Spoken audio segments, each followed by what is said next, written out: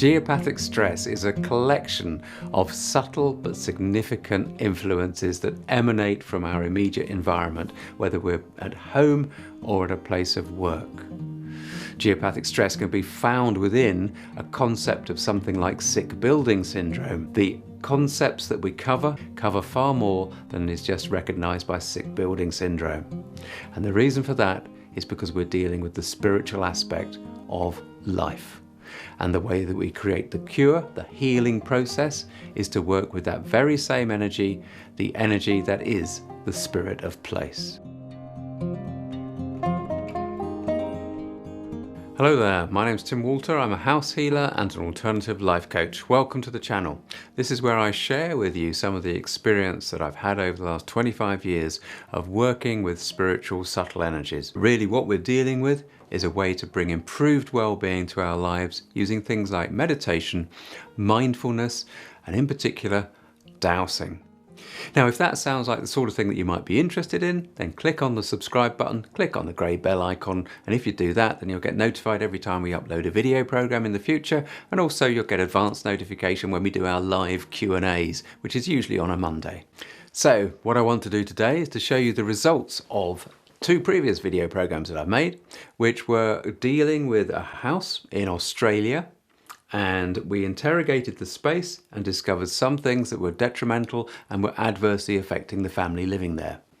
Now what we're going to do today is to run through the feedback that I got from the client. Some of these things can be quite accurate and some of them just require a little bit of understanding of how we individually connect to upstairs in order to gather information and then work forward from that point into the healing mode. And the first thing that we did was, in the first video we did on this dowsing, we talked about underground water flows and how the house was affected by underground water flows.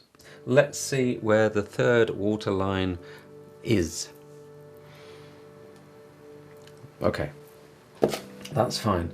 I was actually, you see, my logical mind was interfering there because I'm thinking, well, if it comes right down to here and it's directly opposite this point here, you're going to think I'm just making it up, right? Because I would, if I was you. But interestingly, I thought I was further down and there's the dot up there. Let's find out where it goes. So, okay, I'm just going down here. Okay, so, oh dear. So, right, I'm just going to mark that across there from the two.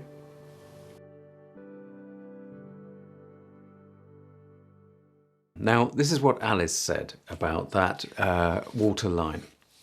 In the first dowsing you mentioned you expected to pick up a line running straight through my side of the bed, which would have intersected at the crappy point, but you said you didn't actually pick it up, which I didn't. You know, you saw it was higher up on the left. Well, that line was the first line I ever found, and I placed one of the copper rods on the floor behind the bedhead to block it. Interestingly, when I renovated and pulled the wall down behind the bedhead, it was full of an ant's nest.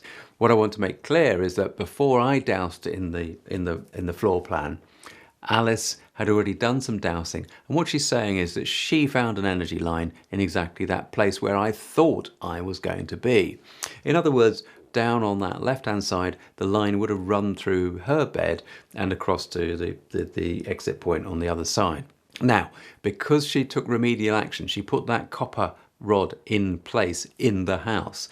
You know, some people believe that it's useful to put these things in. She was doing it with the intent of blocking that line. It seems to have worked. That's what I would say.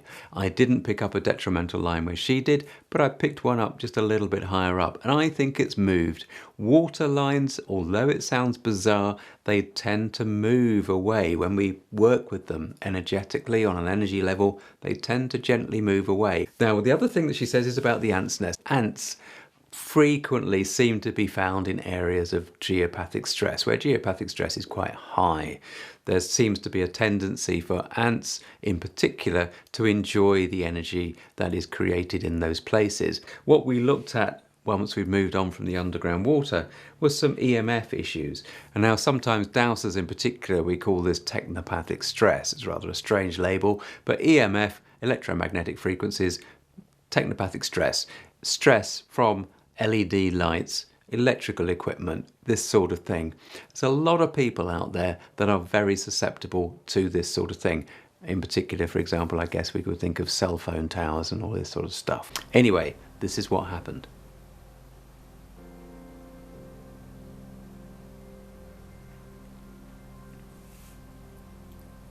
So, and then I'm going to come down this.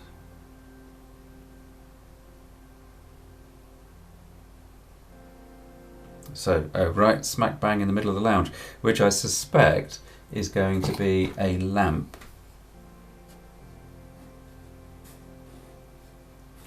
Now, you know, logic says something electrical in the middle of the room, in the middle of a space, could be a lamp. Sometimes people have these very large sort of chandelier, sort of elaborate type light fittings. And for some reason, sometimes those can be a problem. Or the management is just using this as an example to say, right, okay, there's an issue, there's a sensitivity to the type of lamp that they're using in the display. So there will be lots of these things will be around the house, but they're pinpointing one particular one to highlight the issue. Now, what I want to stress is that when I do the dowsing with a floor plan, I close my eyes so that I deliberately am not affected by, not influenced by the floor plan. Now, this is what Alice says about it. The lamp you spoke about in the technopathic stress section threw me. As it's in the middle of the lounge room, there's nothing there, and I expected you meant a table lamp, not the light fitting, which is directly where you mentioned.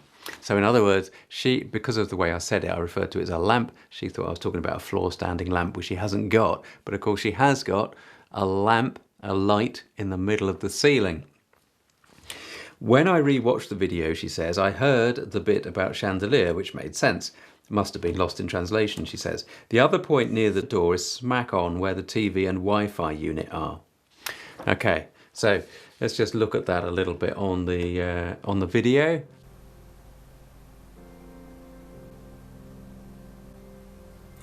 Okay, so it's not unusual to find these right on earth energy lines because both water lines and earth energy lines will carry information through a property. There it is. So that other item that Alice mentions is right where the Wi-Fi unit is, and it's probably the Wi-Fi more than the TV that is giving a little bit of technopathic stress. But the third one actually is the most interesting because although I got it completely wrong in terms of what is the subject, the location is quite interesting. So I'll just read to you. Well, let's just look actually at the point.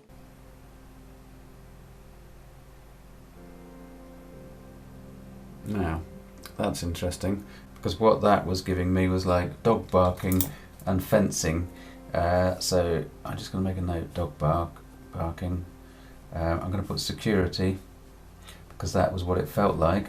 So like an alarm or something like that. But it's whatever it is, it's the item is there. I actually thought I was right down here on the outside because I was getting the impression of a security fence that says burglar alarm, that says, you know, blah de blah. I'm going to make an assumption because my logic says, well, maybe that's the interface for an alarm system, perhaps. And the reason I find this interesting is because of what Alice says. So what Alice says here is the third one, which you mentioned, the security alarm, supposedly, is in a blank space in the hallway.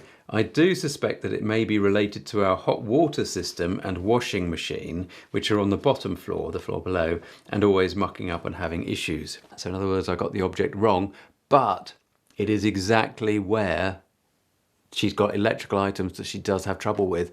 And this is where the connection to upstairs and the imagery can sometimes be very confusing. But what we have to go with is what is marked, what is doused, even if the logic or the explanation of it doesn't really quite tally.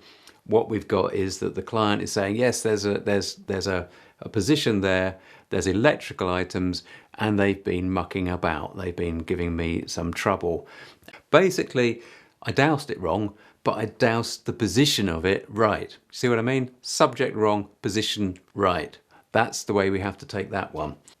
Now, you've probably heard that space, houses, can hold emotional impressions from people that have lived there in the past. So sometimes we talk about ghosts as being echoes that are just held in the space. That's another subject that we'll touch on in the future, perhaps. But when we came to this dowsing with Alice's house, we started to look at the emotional hotspots. So we were looking for any detrimental emotion left by people in the ether, in the space in which we live, that might be affecting Alice and her family. And we found a few things. Now, if you think about these emotional hotspots, they're a bit like if somebody was suffering from depression and they sat in their favourite chair all the time, then that energy of depression would be left, even though they may have moved out of the house, the chair had gone. But the energy, the feeling, the emotional response that people can pick up on a subconscious level would be left in the ether. As part of the house healing work, we clear those echoes, those imprints out of the space. And this is what we did here with Alice. Yeah, right. Well, so this is just outside. So again, this is another violent action. Now, what does she say? The part that you mentioned, she says, just outside the house was where the old shed connected to the downstairs workshop. God knows what went on down there.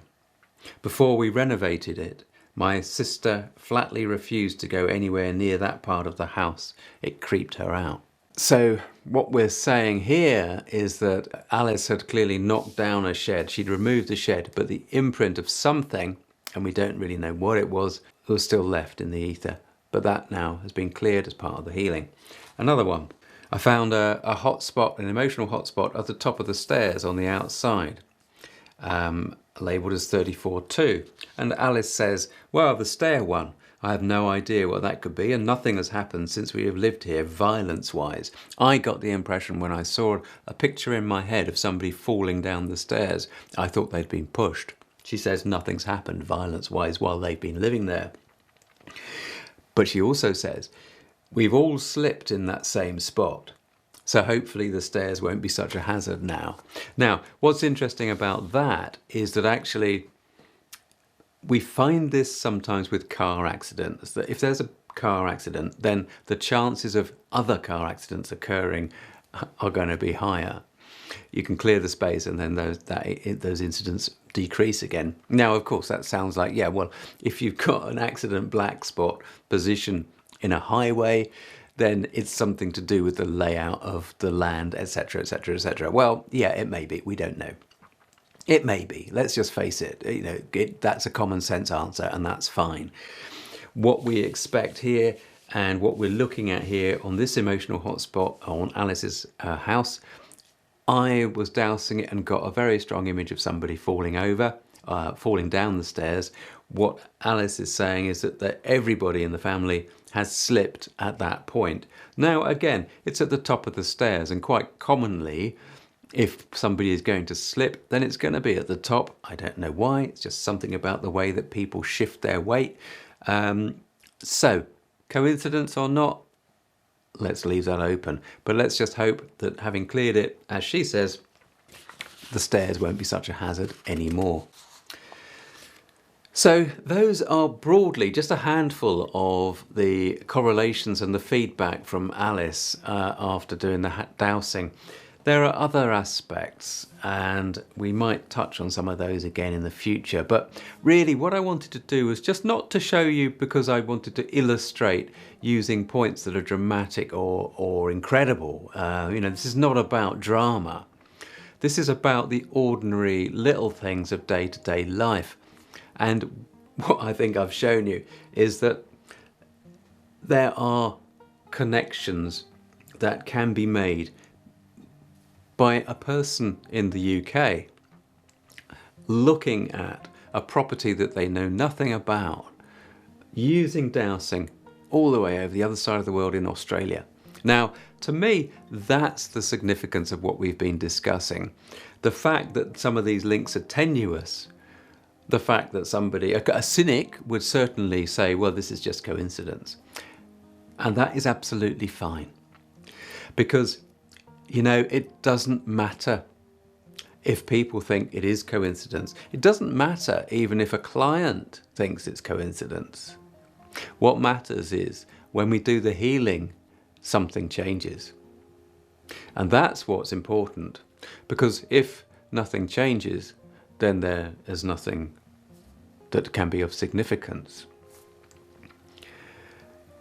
It's not about me saying how amazing this is as a talent and an ability, because everybody can do this. It's just, it takes a little bit of practice. In some cases, a lot of practice. So what I'm trying to illustrate here for you is actually the potential of every single human being. And what does it mean if we have this access into what I take to be the quantum realm of existence? There are lots of people out there like Greg Braden who will tell you all sorts of interesting things about the potential of human beings. And Bruce Lipton is another one. And there are so many less well-known people that are illustrating exactly the same points. And the reason is because now is the time for us all to take notice, to become aware, and to focus on our true potential. Now, I hope that this funny little video talking about dowsing has gone a little way to help you doing exactly that. And I wish you the best of luck with it. Do subscribe to the channel, do click on that grey bell icon, and together we can move gently to a better well-being. Take care now. Bye-bye.